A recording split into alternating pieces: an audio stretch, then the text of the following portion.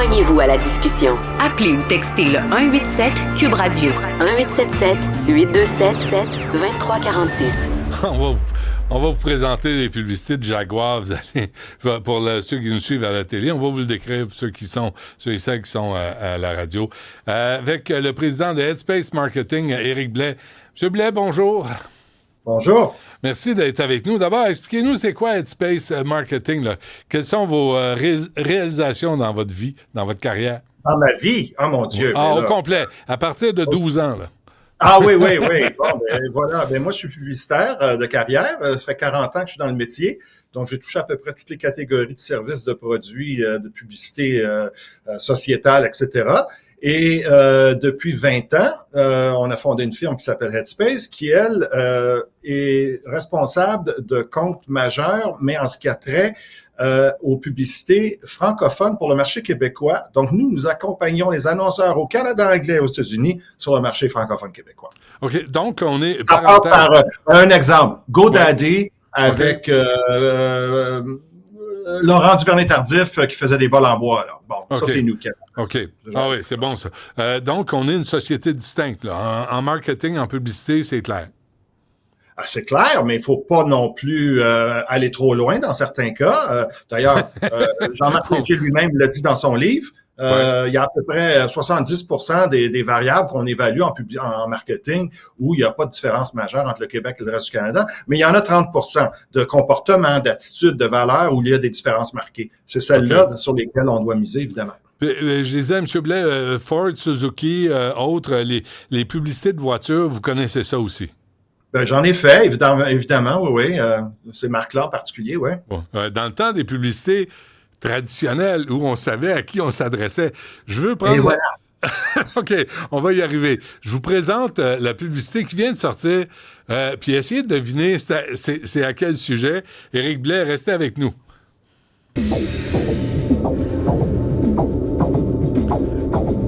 Là, on voit des gens, des mannequins de toutes les couleurs, blanc, noir, avec des vêtements écarlates qui peinturent, un gars avec une masse mais une robe, les cheveux bleachés.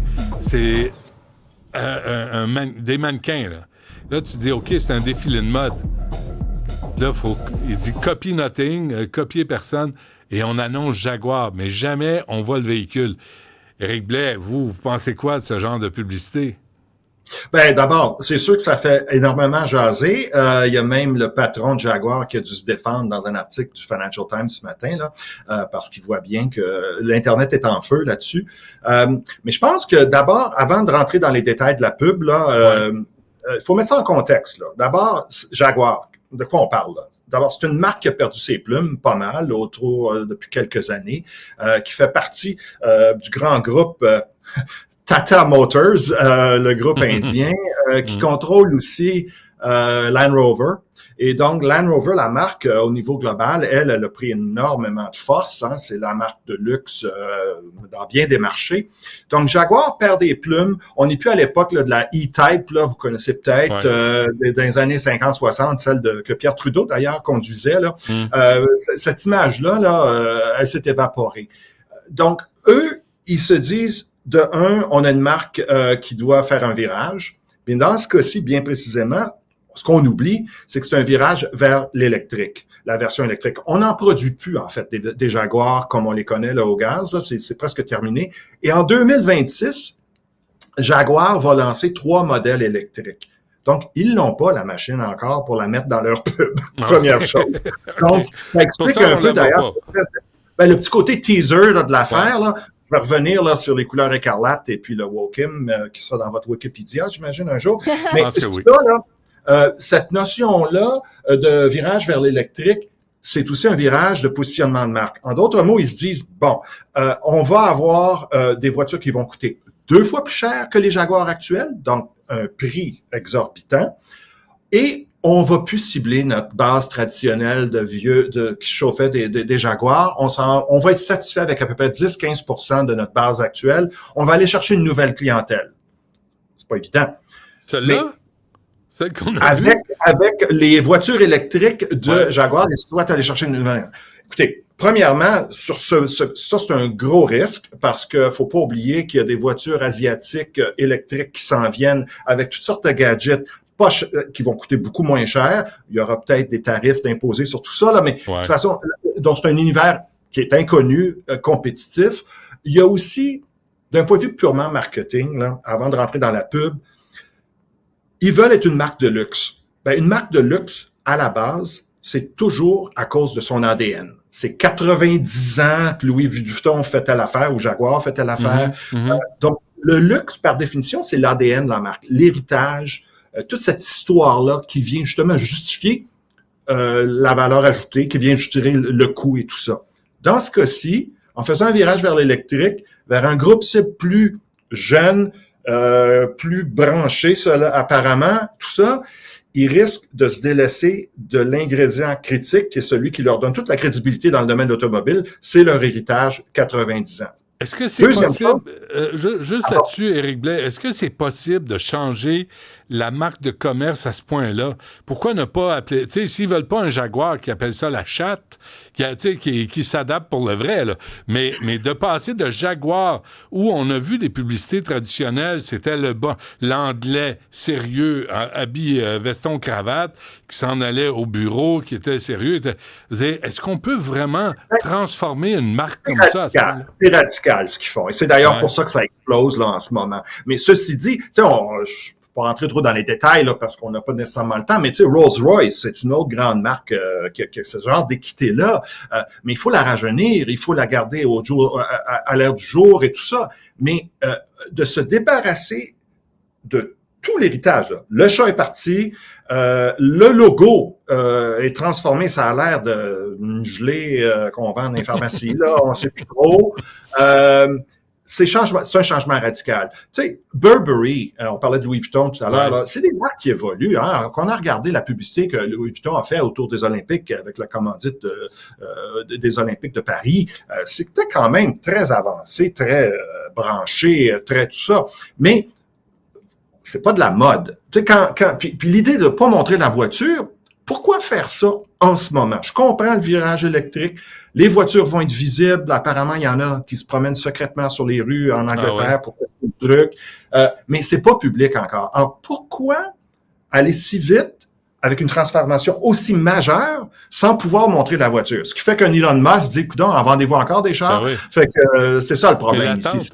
Parce qu'ils veulent créer une attente, là, une expectative, et là, ils présentent un défilé de mode où des Noirs, des Blancs, des hommes, des femmes, je ne sais plus quoi, tous vêtus de couleur écarlate. Le message, au bout de ça, Éric Blais, c'est quoi, là? On s'attend à quoi? C'est là où, à mon avis, il y a aussi un petit mauvais calcul, là. Moi, je comprends très bien la stratégie d'affaires d'une gestion de portfolio de marque qui inclut le Land Rover. Je comprends le virage à l'électrique. Je comprends d'une certaine façon que ces modèles-là vont être beaucoup plus chers et tout ça. Il y a une stratégie d'affaires qui est défendable, d'après moi. Par contre, cette communication-là, puis le désir de donner un électrochoc à la marque en allant un peu, ils ont été accusés d'être woke. Lui, il se défend, le grand patron, que c'est woke, mais on est dans un contexte, on peut pas oublier, là, il y a énormément, on a eu les Budweiser, les Bud Lights et tout ça, donc l'Internet, les réseaux sociaux sont sensibles à ça. Quand tu présentes une vidéo comme celle-là aussi aux journalistes automobiles, qui eux sont habitués de voir des automobiles, là, ils se disent, coudonc, c'était quoi là, cette histoire-là? Donc, tout ça vient un peu créer énormément de bruit qui devait... Et je suis convaincu qu'ils s'attendent à du bruit. Là. Tu donnes pas un électrochoc comme ça. Mais pourquoi le faire tout de suite? J'utilise le fait que vous l'ayez mentionné pour le présenter. Il y a la publicité de Bud Light, mais ça a été une catastrophe. Là. Budweiser a perdu 5 milliards parce qu'on a organisé, Jean-Philippe, on peut la passer, on a passé une publicité avec une transgenre. Et là, les gens disent, attends une minute, là, c'est de la Budweiser, de la Bud Light. Ça passe pas. On peut pas trafiquer une marque de commerce à ce point-là. Ben, là, encore une fois, il faut faire attention parce que là, tout se mélange, là. c'est deux histoires assez différentes. Je comprends très bien là que c'est un énorme backlash, excusez-moi l'expression. Les parts de marché ont dégringolé.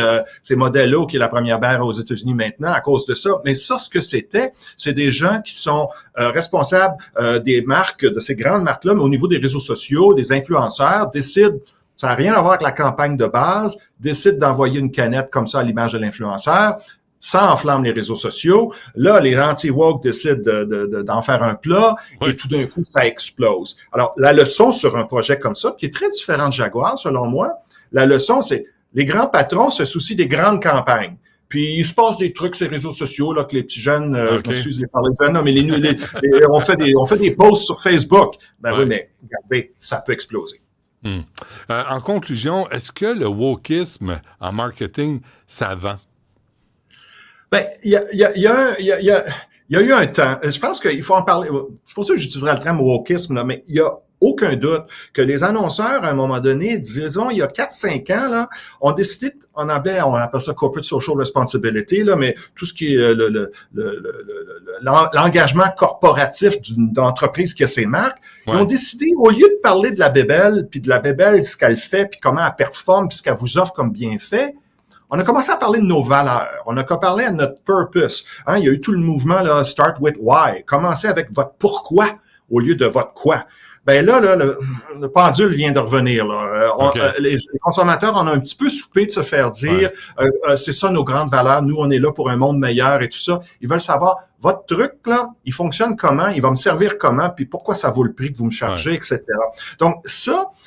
Et avec ça, je crois que justement, nos grandes valeurs de diversité, d'inclusion et tout ça, ça va reprendre, c'est pas disparu, mais vous savez, en anglais, ça s'appelle DEI, Diversity, Inclusion, et Equity and Inclusion. Mais en français, il y a eu un article dans Toronto Star il y a quelques mois qui disait DEI is DOA, Dead on Arrival. Tu sais, c'est comme fini, là. On en a assez parlé. Est-ce que c'est pour ça qu'on voyait plus d'hommes blancs dans les publicités? Écoutez, ça changera pas demain. Nous, on se le fait dire. Constamment, on fait un casting pour une publicité, ça nous prend un binaire. Une personne, puis là, tu dis, OK, il faut trouver un acteur binaire. Non, ça peut être quelqu'un qui a l'air binaire. Oui, mais ça a l'air quoi, ça, quelqu'un qui est binaire? Cette discussion-là, elle n'arrêtera pas. On va continuer. Mais ce dont je parle, c'est plus des positions de marque où on arrête, on vend moins le service et le produit, on vend plus les valeurs de l'entreprise qui est derrière. Et c'est là où il y a vraiment, selon moi, il y a eu un dérapage, puis ça revient, là.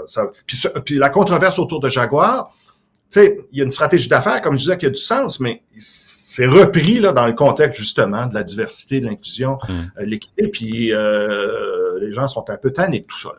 Éric Blais, c'est fascinant. Moi, j'adore ça, le marketing, la publicité. Là, je trouve ça fascinant parce qu'il y a toute une réflexion, puis une série de cibles, d'objectifs à atteindre, puis peut-être de compromis aussi à accepter quand on fait de la publicité. Alors, on va se laisser sur une vraie publicité de Jaguar où on montre la voiture, puis on montre c'est qui le client type de Jaguar, juste pour ramener les choses. Je dirais simplement, qui était le client type de Jaguar? Au passé, hein? OK, parfait. Écoutez, c'était vraiment un plaisir de vous rencontrer. Éric Blais de Headspace Marketing, un gros merci. Puis on se laisse sur une vraie publicité de Jaguar de l'époque, ce qui était à l'époque. Merci à vous. They say Brits play the best villains. But what makes a great villain? Firstly, you need to sound distinct.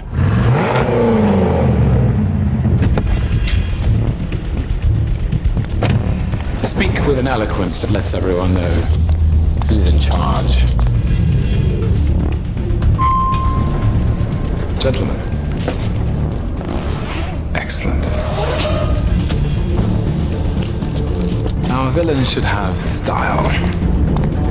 The suit should always be bespoke, razor sharp, like your wit.